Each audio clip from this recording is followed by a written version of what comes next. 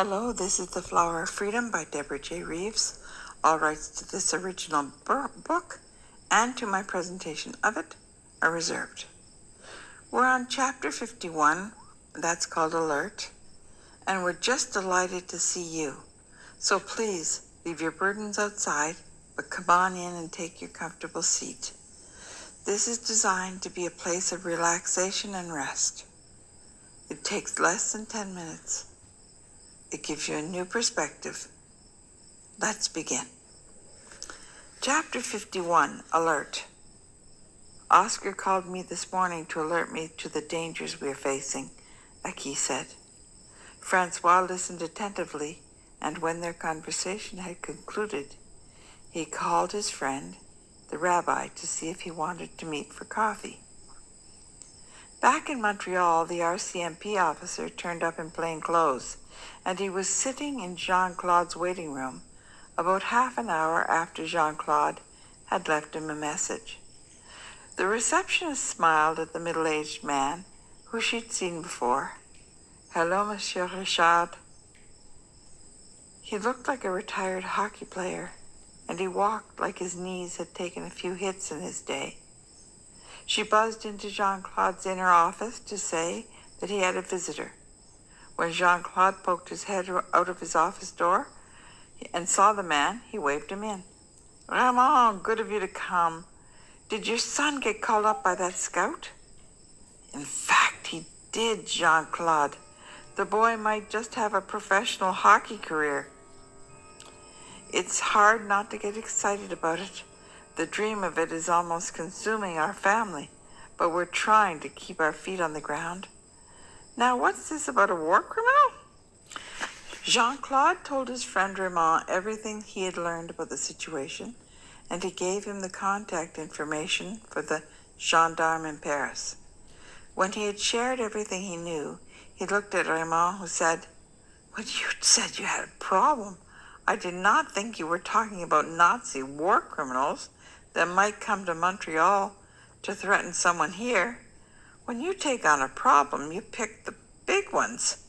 This is darn serious, Jean-Claude. Here's what I'm planning to do. I'm going back to the office to tell my supervisors.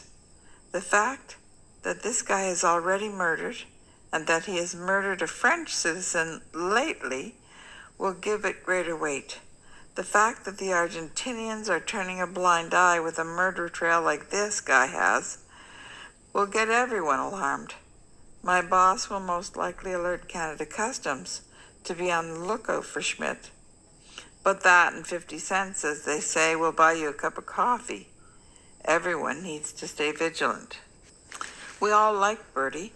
My son says that he's the one that they will be tapping for a hockey career in the future, if they have any sense at all. That kid is a star, not to mention a great guy. I think it is probably the right call to keep him ignorant of the connection, but the downside is that it makes him vulnerable to any approach Schmidt might make. Still, it's the call I would make if it were my son. How do you tell a kid that his biological father is a sick war criminal?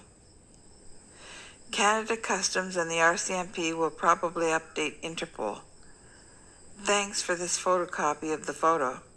It will help. Now it turns into a waiting game.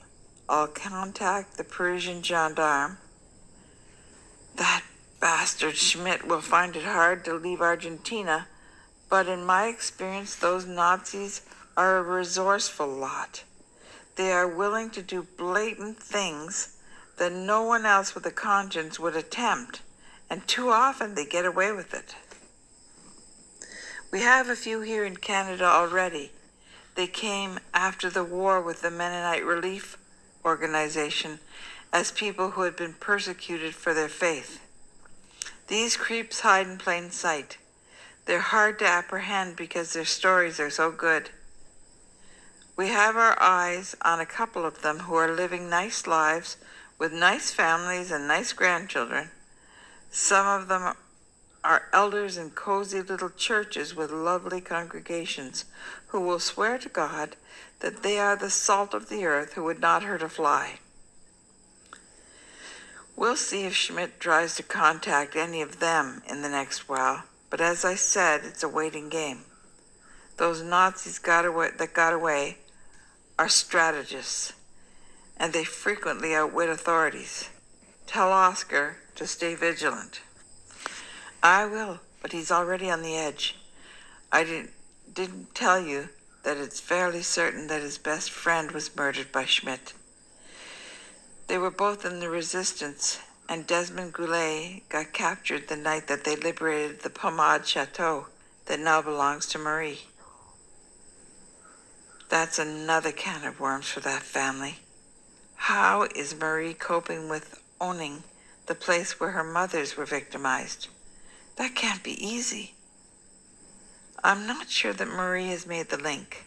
The place is derelict now anyway. Aki told me that when I was negotiating with him for her return to France. No one has even said that Marie has even seen it as of yet. Maybe that's a good thing. At least Schmidt can't travel to France.